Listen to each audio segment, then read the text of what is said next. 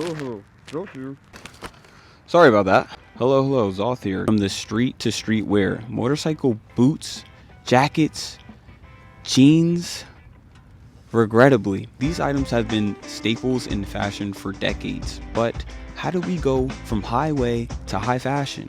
Well, we're gonna go over that in this video. But first, let's take a drive back in time to where biker style really started.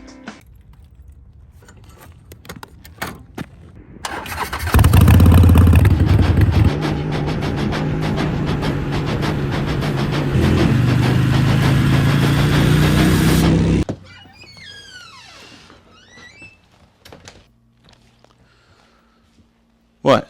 Obviously, we're not going to hit enough speeds to achieve time travel on a Harley. Them shits hit like 75 and then start shaking. Okay, say we hop in a time machine, we going back to the 1920s. Second thought, let's just look at the 1920s from a safe distance.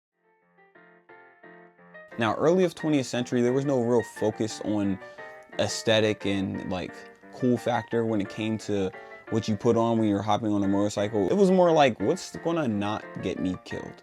Which, I mean, is important too, I suppose. Back then, they didn't have the reinforced Kevlar clothes and armored jackets and stuff like that.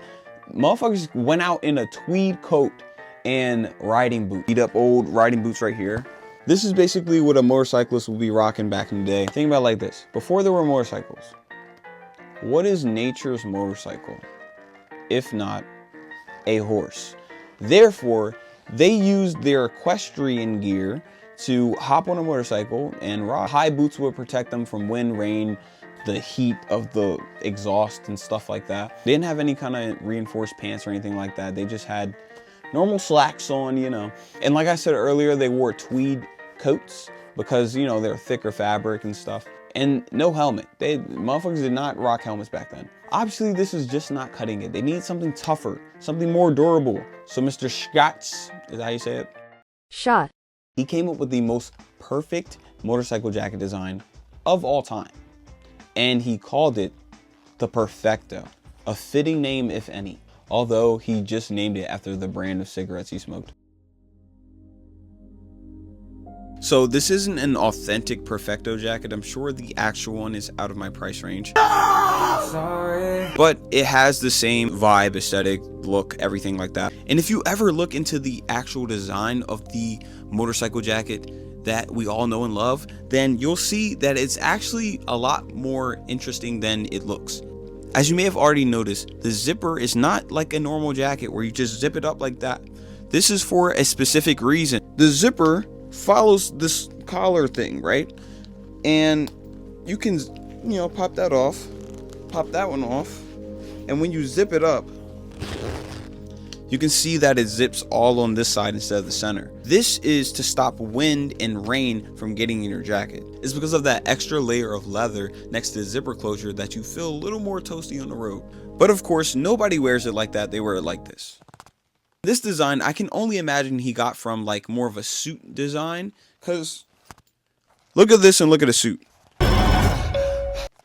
It's got the same kind of vibe with the collar going on here. And you can see a lot of people taking advantage of this in fashion where they wear a button up underneath with a tie and it looks really cool. He made it with a belt on the waist so you could cinch it up and, you know, not have water and air like come up your shirt and stuff for a more secured fit. And finally, the epaulets. They come from military inspiration, as do majority of clothing, honestly. So the Perfecto jacket dropped and everybody went crazy for it, obviously, because it's super sick.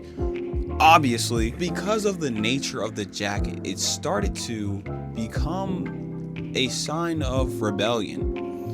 I mean, look at it. It's dark. It has the hardware to it. It's kind of mysterious, you know. There's like who's wearing that jacket? You know what I'm saying? This is probably why the costume designer for Marlon Brando in 1953's The Wild Ones placed them in a Perfecto jacket, some rugged jeans, some boots. This look from the movie became the iconic rebellious fit. This was back then what the Nike Tech and ski mask combo is today. Because back then, motherfuckers were scared. They thought that these people would harm them, you know?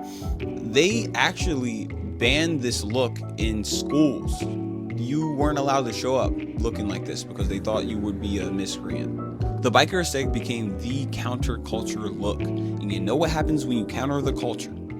You attract punks. About who started punk rock music? Right. Who cares who started it? You see, it's something about not fitting in that punks and rock stars love, you know? So Elvis, the Ramones, like people like that, they were drawn to this look because there's nothing cooler than your parents not wanting you to listen to music because it makes that rambunctious lifestyle look favorable. As style becomes more popular, there's going to be more adaptations to it. Jackets became more stylish. Boots became more stylish. They became more designer. In the 1990s, designers like Jean Paul Gaultier started to take notice to this, and they added zippers and studs and leather into their designs. This proved that biker aesthetic was no longer just for outlaws, it was also high fashion. Something like this. It's not designer or nothing, but like, you get the point. Problem with adapting something is sometimes you go so far that you lose the plot. While biker gear started as being functional and having actual utility to it, you know, it's thick, it's durable, slowly started trickling down into fast fashion and really cheap, terribly made stuff. Yes, yes, yes, yes, yes, yes, yes.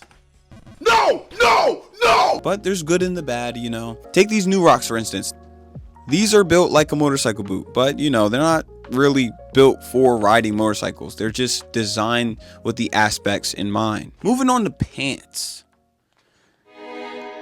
Motorcycle pants. How did they get like that? What happened? Real motorcycle pants, that ribbiting actually helps with the durability of the pant, and you'll be able to, you know, slide a little longer, even though it's not much, but a little longer.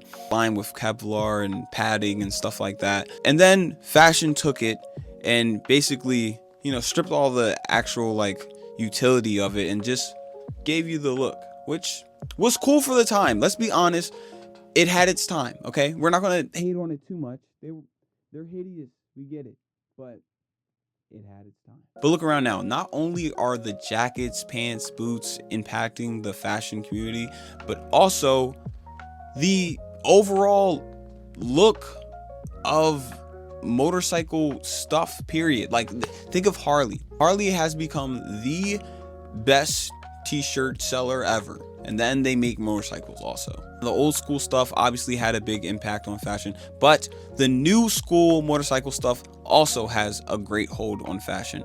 When it comes to design, Balenciaga knows this more than anyone. For my non-motorcycle enjoyers, there are factions when it comes to motorcycling. There are the street biker. There is the adventure rider. There's the dirt biker. There's the cafe racer. And then the sport rider. Now, these sport riders, they got an aesthetic. It's rather you're wearing nothing or you're wearing everything.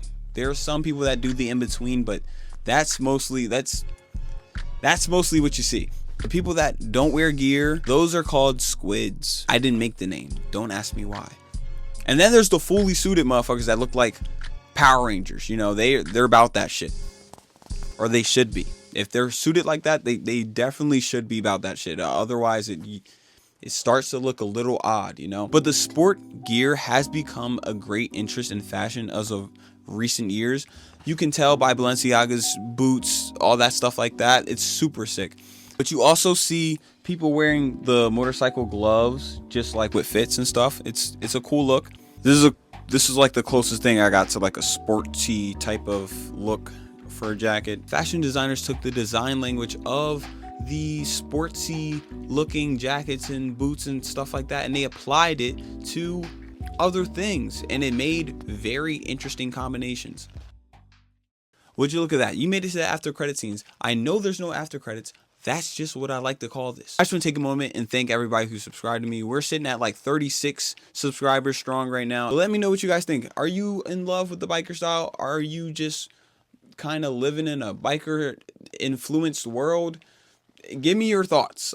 Give me anything. Give me a like, give me a subscribe, Give me anything, man. I'm begging. Anyway, I'll see you in the next one.